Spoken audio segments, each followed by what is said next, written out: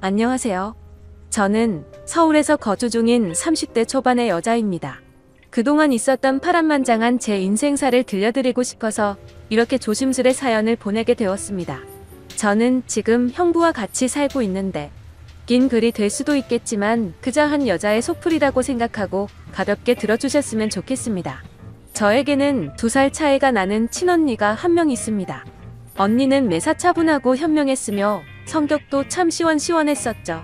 똑 부러지는 성격에 공부도 상당히 잘했고 얼굴도 예쁜 외모라 남자들 사이에서도 인기가 상당히 많았습니다.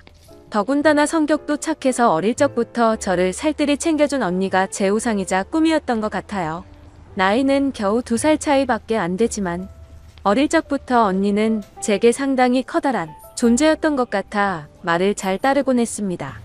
공부를 상당히 잘하던 언니는 서울의 좋은 대학에 입학하게 되었고 그로 인해 서울에서 혼자서 자취를 시작하게 되었습니다. 그때 당시 저는 혼자 나가서 자취하며 사는 언니가 그렇게 부러울 수가 없었죠. 공부도 잘하고 대학도 좋은 곳에 가는 언니를 동경하며 저도 언니를 따라가기 위해서 이를 악물고 정말 공부를 열심히 했었습니다. 그러다 보니 저도 곧잘 성적이 잘 나왔고 그 덕분에 언니와는 다른 학교지만 나름 서울에 있는 괜찮은 4년제 대학교에 입학을 하게 됐습니다. 저는 너무 행복하고 신났었죠. 그렇게 꿈에 그리던 언니와의 자취생활과 대학생활이 너무 기대가 되었습니다. 부모님은 철없는 딸년이라고 핀잔을 주셨지만 내심 서울 4년제 대학에 입학한 딸들을 보며 흐뭇해 하셨었던 것 같습니다. 그렇게 학기가 시작되었고 저는 언니와 같이 살게 되었습니다. 대학생활을 시작하니 이래저래 시간이 금방 지나가더라고요. 친구들도 여러 명 사귀게 되었고 술집도 처음 가보고 미팅도 하면서 너무 즐겁게 지낸 것 같아요. 그러다 언니는 졸업을 하고 대기업은 아니지만 업계에서 알아준다는 좋은 곳에 취직을 하게 되었습니다. 그리고 얼마 뒤 지금의 형부를 만나게 되었네요. 언니보다는 2살 위였으니 저하고는 4살 차이가 나는 남자였고 언니와 소개팅으로 만났다고 들었습니다. 처음 만났을 때 환하게 웃으며 "내가 연희의 동생이야?" 라고 말하던 게 정말 엊그제 있었던 일처럼 생생합니다. 저는 언니와 같이 살고 있었기 때문에 형부와는 자주 만났어요. 처음에는 여자 둘이 사는 집에 자꾸 찾아오는 게 불편했지만 너무나 좋은 성격에 항상 밝은 미소를 보여주던 형부였죠. 그리고 언니와 같이 어울리며 놀다 보니 언젠가부터 저도 서서히 편해지더라고요. 2 사람은 항상 저를 같이 챙겨주었고 식사나 영화 그리고 술을 마실 때도 함께 했어요. 언젠가부터 그게 너무 좋았고 일상이 된 듯이 같이 노는 게 편해졌습니다. 저와 형부는 아는 오빠 동생같이 아주 편한 사이가 되었던 거죠. 그렇게 처음 겪어보는 재밌는 일상들을 만끽하였고 평범한 대학 생활을 즐기면서 별탈 없이 잘 지내고 있었습니다. 그런데 하늘이 무너질 만큼 충격적인 일이 생겨버렸죠. 어느 날 갑자기 부모님의 충격적인 사고 소식을 접해야 했습니다. 언니와 제가 사는 자취방에 오셔서 반찬이며 이것저것 가져다 주시고 시골집으로 내려가시다 차가 반파되는 큰 사고가 났습니다. 여자들끼리 사는 집이 이게 뭐냐며 투덜거리셨던 엄마와 애들한테 잔소리 그만하라는 아빠. 그 모습이 마지막 모습이셨어요. 부모님 2분 다 그 사고로 인해 돌아가시게 되었습니다. 저희 자매는 너무나도 슬픈 그 현실을 어린 나이에 모두 받아들여야만 했습니다.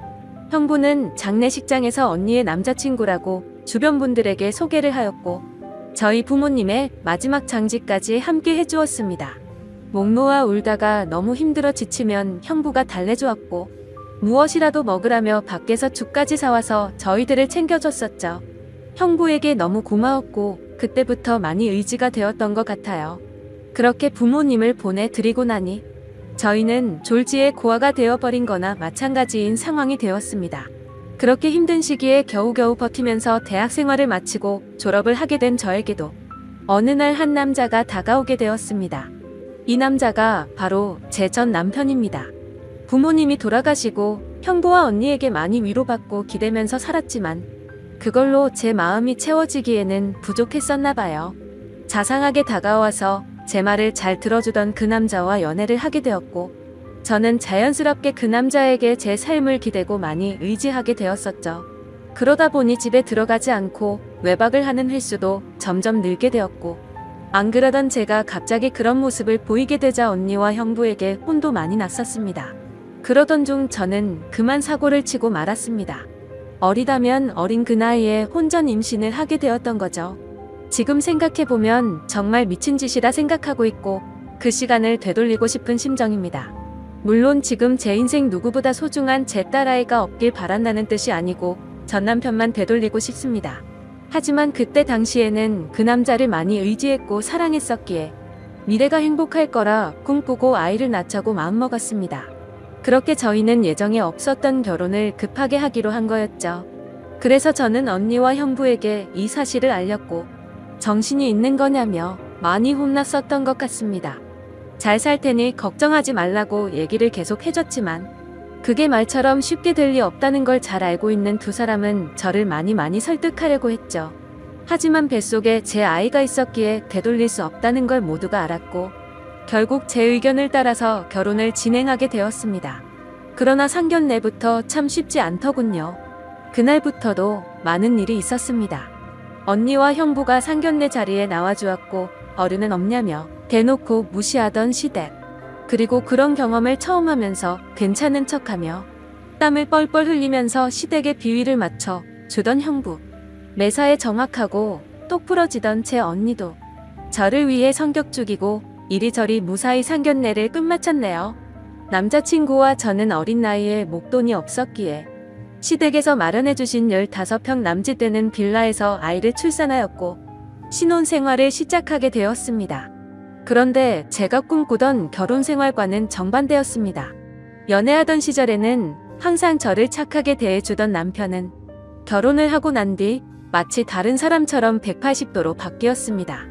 잦은 음주와 외박 그리고 저에게 욕설까지도 서슴지 않았습니다. 처음에는 단순히 벌어지는 실수라 생각되어 넘어갔지만 그게 점점 도를 넘어서더니 어느 순간부터는 제게 몹쓸 짓까지 하더군요. 부모가 없어 네가 개념이 없다며 욕을 하고 언니와 형부까지 싸잡아서 욕을 했습니다. 어리다면 어린 나이에 그 얘기를 듣고 있자니 서름에 복받쳐서 아이를 안고 많이 울었던 것 같아요. 하지만 저는 언니와 형부에게 제 상황을 이야기하지 못했습니다. 잘 살겠다고 큰 소리 뻥뻥 치고 강행했던 이 결혼. 지금 제가 이런 대접을 받고 힘들게 산다는 사실을 안다면 언니와 형부가 너무 슬퍼할 걸 잘 알았거든요. 그렇게 저는 힘든 하루하루를 살아가던 중 언니와 형부는 결혼을 하게 됐습니다. 저는 그 당시 많이 힘들고 지친 마음이었지만 누구보다 그 둘의 결혼을 축복했기에 밝게 웃으며 축하해 주었습니다. 그리고 저의 불행한 일상이 2년쯤 지났을 때였습니다.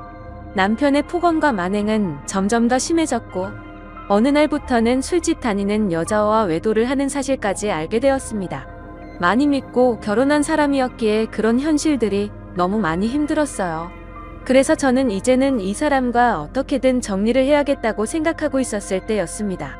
하지만 현실적으로 이혼하고 나가면 어떻게 살까라는 생각이 들었고 아직 이렇게 조그마한 딸아이와 내가 잘 살 수 있을까 걱정이 들었습니다.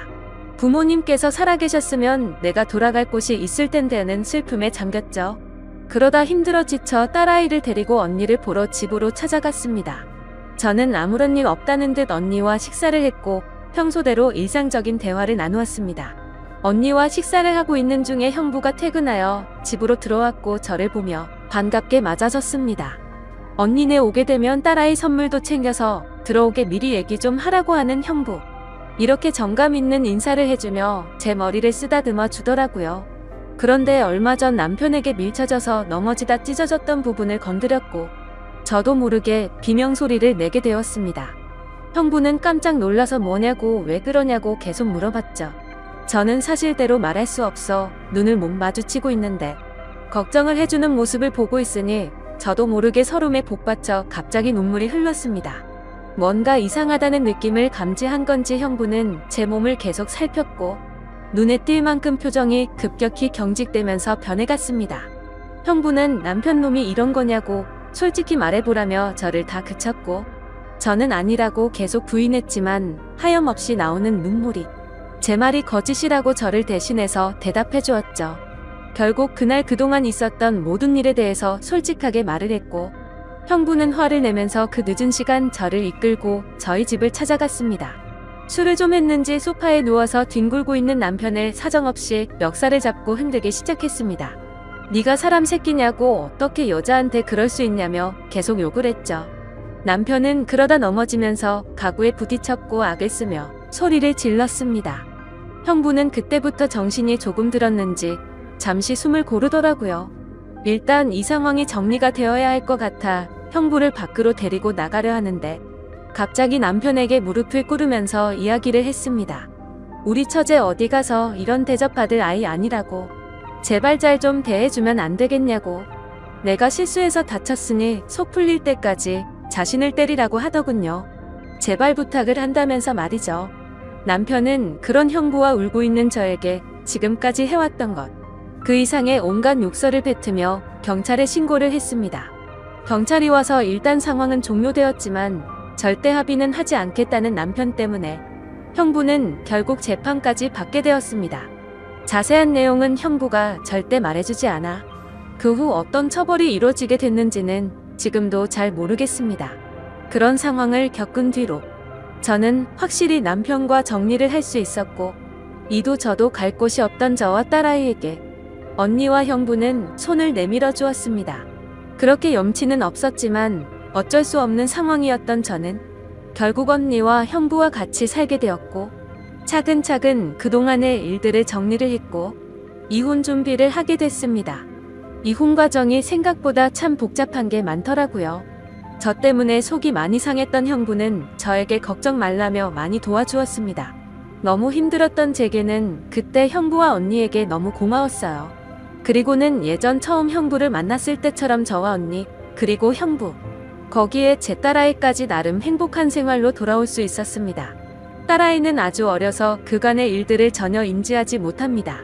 마냥 이 상황이 당연한 일상인 듯 해맑게 커가고 있었습니다. 어쩌면 다행이었죠. 이때쯤 아이가 3살이 되어 어린이집에 보낼 수 있었고 저도 작지만 경제활동을 할 수 있게 되었습니다. 전공을 살려 작은 디자인 업체 취직을 하게 되었어요. 이 회사가 프리랜서처럼 집에서도 일을 할 수 있었기에 아이를 키우는 저에게는 딱 알맞은 직장이었거든요.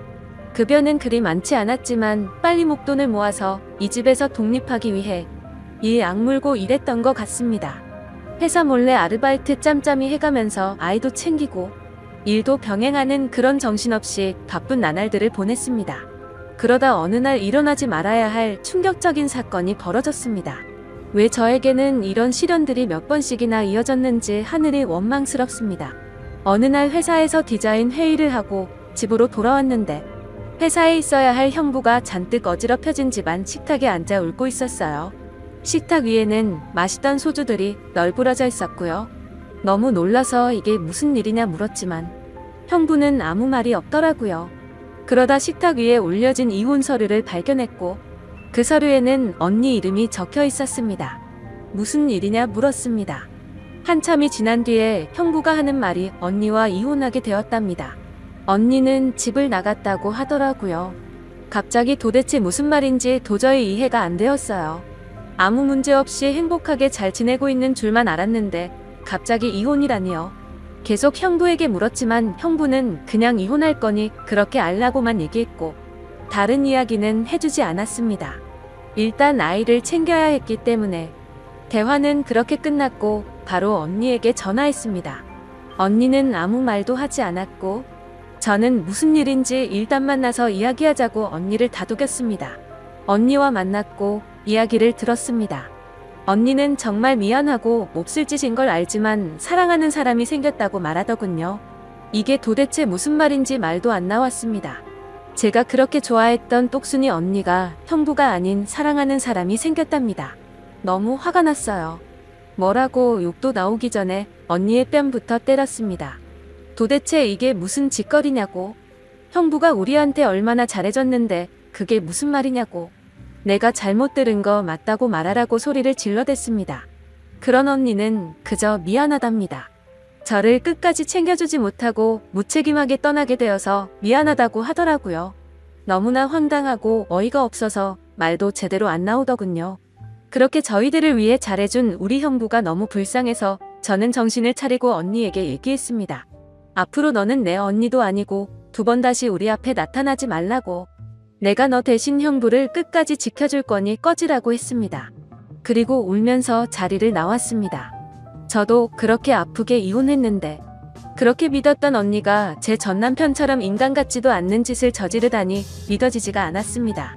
집으로 돌아온 저는 말없이 형부를 위로해 주었습니다. 사실 제가 할 수 있는 일이 크게 없었어요. 저도 딸아이와 함께 얹혀 살고 있는 입장이었기 때문에 그저 위로를 해줄 뿐 다른 방법이 없었거든요. 형부는 며칠 동안 출근도 하지 않고 술만 마시며 지냈습니다. 그걸 보다 보니 저는 너무 안쓰러웠습니다. 그래서 그때부터 언니 대신 집안일을 더욱더 살뜰히 챙겼고 가사, 육아, 일을 병행하게 되었습니다. 너무 바쁘게 움직였지만 그것보다 형부의 충격이 더 걱정되어 힘들다는 생각도 못했었죠. 그러던 어느 날 형부가 저를 불렀습니다. 그리고 봉투 하나를 건네주었는데 1억 원이 수표로 들어있었어요. 그러며 하는 말이 같이 아파트 들어가려고 모아두었던 돈인데 이제 아무것도 필요 없으니 이 돈 가지고 나가서 자기 걱정 말고 행복하게 살려고 합니다. 여기에 계속 있기 불편하지 않겠냐고. 어차피 끝까지 저랑 제 아이 데리고 가려고 했었기에 그 몫을 나누어 주는 거라고 하더군요.